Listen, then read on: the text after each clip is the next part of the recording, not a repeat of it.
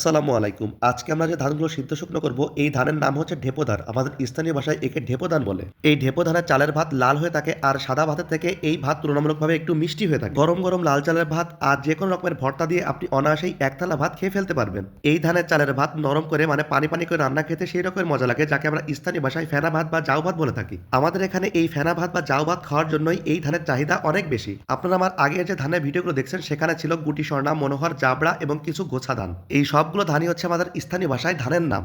আমরা এই ঢেপো ধানগুলো বাড়িতে এবার আনিনি, কারণ আমাদের এই ঢেপো ধানের জমিগুলো একদম বিলের শেষ প্রান্তে। আমাদের বাড়ি আনার জন্য অনেক বেশি খরচ পড়ে যায়। তাই আমাদের যারা বর্গাদার আছে তারা ধান বাড়োয়ে ঝেড়ে একদম বস্তাবন্দি করে আমাদের বাড়িতে পাঠিয়ে দিয়েছিল।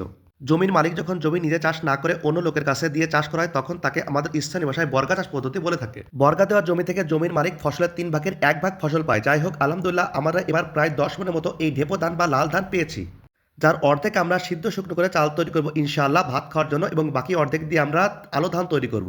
আপনারা হয়তো এই আলো ধানটা বুঝবেন না, সহজ করে বলি, এই ধানটা সিদ্ধ করা হয় না, কয়েকটি রোদ দিয়ে এই ধান ভাগানো হয়। এই ধানের দিয়েই আমাদের আলো চাল বা আতপ চাল তৈরি করা হয়। এই ঢেপো ধানের আলো চালের গুঁড়া দিয়ে যে কোনো রকমের পিঠা দুর্দান্ত রকমের তৈরি হয়ে থাকে। আপনি ধুপি পিঠা বা ভাপা পিঠা বলেন, বা রসে ডোবানো চিতই পিঠা বা যে কোনো ধরনের তেলে ভাজা পিঠা তৈরি করার জন্য এই চালের গুঁড়ার কোনো জুড়ি নেই। এই ঢেপো ধানের চালের মুড়ি আমাদের বাজারে তৈরি যে কোনো মুড়ি থেকে অনেক বেশি সুস্বাদু এবং মিষ্টি হয়ে থাকে। এই ধান দিয়ে দারুণ খই তৈরি করা হয়ে থাকে। এই যে সামনে রমজান মাস, এই মাসে চিড়ে অত্যন্ত চাহিদা সম্পন্ন এবং অতি প্রয়োজনীয় দ্রব্য। বাজারে যে চিড়ে কিনতে পাওয়া যায় তার থেকে এই ঢেপো ধানের চিড়ে অনেক বেশি মজার আর খেতে বেশি সুস্বাদু হয়ে থাকে এবং অনেক বেশি মিষ্টি লাগে। এক কথায় বলতে গেলে যে কোনো ধরনের পিঠে, চিড়ে, মুড়ি, খই সবকিছু তৈরি করার জন্য এই ঢেপো ধান বা লাল ধানের জুড়ি মেলা ভার। এই ধানটা এক এক এলাকায় এক এক নামে পরিচিত। অনেক জায়গায় একে জাবড়া বলে বা গোসাও বলে। আসলে মূল কথা হচ্ছে এই ধানটা লাল ধান, এক এক এলাকায় এক এক নাম হইতেই পারে।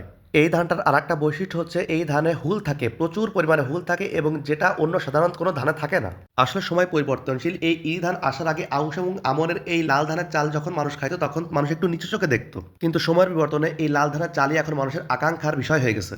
যাই হোক, আলহামদুলিল্লাহ আমাদের ধানগুলো সিদ্ধ এবং শুকনো করা মোটামুটি কমপ্লিট হয়ে গেছে। দেখতেই পাচ্ছেন আমরা এখন ধানগুলোকে মোটামুটি জড়ো করতেছি। ইনশাআল্লাহ ইচ্ছা আছে এই ধানগুলো ভাঙানো ভিডিও আপনাদেরকে দেখানো, এবং আমাদের এই ধান থেকে কেমন চাল হলো সেটা আপনাদেরকে দেখাবো ইনশাআল্লাহ। সবাই ভালো থাকবেন এবং সবাই আমাদের জন্য দোয়া করবেন। আমরাও আপনাদের জন্য দোয়া করি যেন আল্লাহ সুবহানাহু ওয়া তাআলা আপনাদের রহমত এবং বরকত দ্বারা পরিপূর্ণ করে দেয় এবং আমাদের প্রতিটি কাজে বারাকা দান করে। আজ এ পর্যন্ত, দেখা হবে আগামীকাল নতুন কোনো ভিডিওতে ইনশাআল্লাহ। সবাই ভালো থাকবেন। আসসালামু আলাইকুম ওয়া রাহমাতুল্লাহি ওয়া বারাকাতুহু।